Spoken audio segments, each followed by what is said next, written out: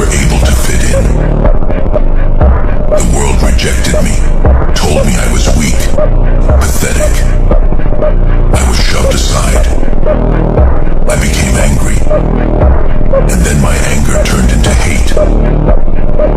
I found myself alone in the darkness, so I let it consume me.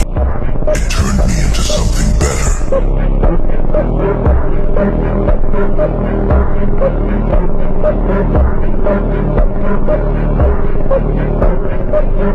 The world expected me to just take it and stay down.